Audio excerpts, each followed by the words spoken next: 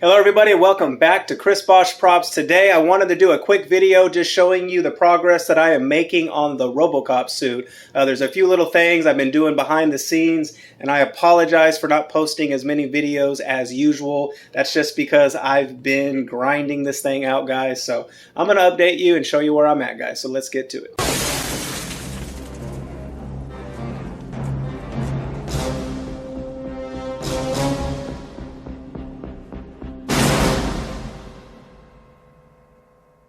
Okay guys, so this is where we're at. If you don't remember, the last time we were here, we were fiberglassing the Robocop suit. So I'll show you guys a little bit of that. It's all trimmed up. Everything looks nice and pretty inside, as you can tell there. And this fiberglass gives us that added and extra reinforcement that we need, so that when we're wearing the suit, we are comfortable with it not falling apart and breaking. It's really strong. If this was just regular PLA, this would probably shatter. So that fiberglass really does give us that added support that we need. There's a reason, guys, why they used it back in the 80s for most of your favorite movie props. The Ghostbusters Proton Pack, the Robocop suit was fiberglassed. There's tons of other props throughout the movies in the 80s that were fiberglassed. They needed these suits and props to be worn for hours at a time and filmed for hours at a time, so that they do not break and fall apart, and they can just do the repaints and the fixes up on it and just reuse the same suit. If you are wearing a suit, take it from me, especially if you are going to wear it, is fiberglass it. It's gonna give you that added strength that you would not get if it was just PLA. If it's just a display suit, no worries, PLA is just fine. For a lot of my display pieces, I don't fiberglass them because I'm never going to wear them. But if I'm going to wear them for hours at a time, the fiberglass just gives me a clearer conscience when wearing it, and I'm not so concerned about something breaking. It does add a little bit of weight to your suit, but that's okay. It's not that big of a deal. It's not a drastic difference. So what I've been doing on the suit, guys, behind the scenes, is right here on the calves. This was modeled just a little bit too high or a little bit too wide, depending on the angle that you look at it, on this bottom part of the calf. And when you're trying to wear it, it's gonna cause the foot and the ankle area to bind up, especially if you're a little bit shorter. I'm 5'11", 6 foot, and this suit was primarily made for someone around that size. I believe Peter Weller was about 5'11". So I cut this out so that I wouldn't have that issue. I did the same thing on my previous suit, so I already knew that I had to do it again. It helps with the foot to give you that proper gap there so that you're not binding up every time you're trying to walk because it's too high. So taking that 1/4 inch, 1/2 inch off of that lower portion of the ankle is going to help you guys out quite a bit. I also did the same thing here to the foot. The foot was just a little bit too high right here. This wall sat right about there, and if you look at reference photos of the Robocop foot, this wall is pretty low. It looks pretty close to this. So I went in with a Dremel fiberglass wheel, cut it out, sanded it down, and that also will help with that gap in between the foot and the ankle. So if you guys get to this point, make sure you do that. It's really going to help make the suit a lot more wearable, and it's going to make it a lot more comfortable to walk in it.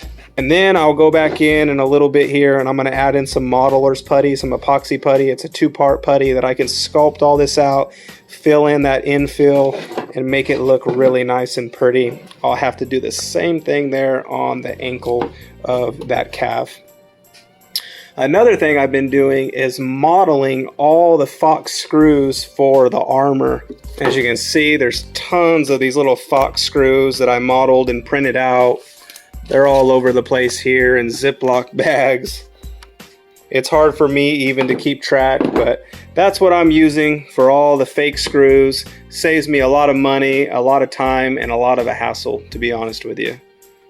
On my last suit, I was pretty prideful and I wanted to have all real socket cap screws. And then I realized they're painted and nobody can tell anyway. So on this round, I 3D modeled my socket caps, because these things are expensive these days and you need a lot of them, and there's a lot of different types of them. So you need like regular socket caps, you'll need button head socket caps, you'll need various sizes, so not just 832, you need 632, there's 440, there's a lot of different sizes that you'll need in socket caps. So I just modeled everything this time, saved myself a lot of money and hassle from going into the hardware store and having a big bag of a bunch of different screws. So it was much easier that way. Like on this arm, on the last suit, I used all real ones. Those are my Fox socket caps. And once they're painted and smoothed out, no one would ever be able to tell. I didn't do that side because I wanted to show you guys the difference.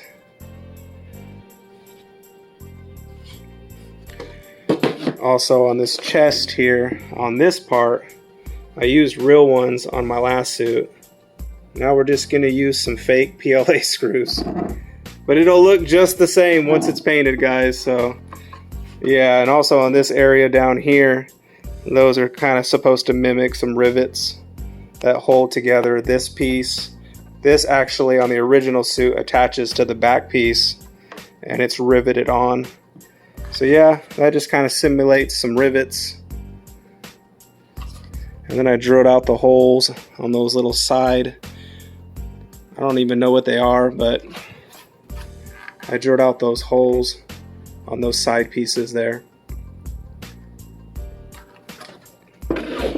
So that is where we're at, guys. Also, one other thing, on this front portion of the foot, you're gonna have to cut out this little, it's kind of enclosed right here, but you're able to cut it out because it's only like a 1/4 inch thick. So I used a Dremel cutting wheel to cut all that out, and that just helps when you put your swimmer shoe in or whatever you're gonna wear, for it to fit properly in here, because if you don't cut that out, it's gonna get in the way of your swimmer shoe. And you also got to really Dremel that down.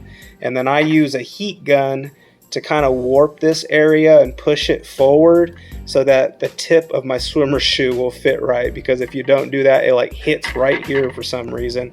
I'm a size 12, but I was able to use like a size 10, I think, swimmer shoe, and it still fit fine and comfortable, and it went right in there.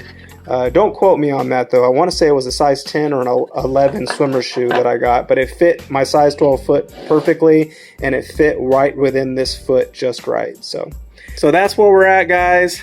As you can see, there's a lot going on. When you get to this part, it's easy again to get discouraged because everything looks so ugly and there's still so much work to do. But guys, if you stick with it, everything starts to fall into place and you're going to be surprised, like, wow, I'm actually here. I'm at the finish line. I'm glad I stuck with it. So yeah, you're going to have a lot of these moments when you look at everything and it's a mess and your garage is a mess. No matter how hard you try, everything is just a mess all the time, especially when you're doing big projects like this. So yeah, guys, I hope that helped you out. If you guys have any questions, please feel free to ask in the comments section. I will try to answer to the best of my abilities. Thank you for watching, guys. And as I always say, we are on to the next one.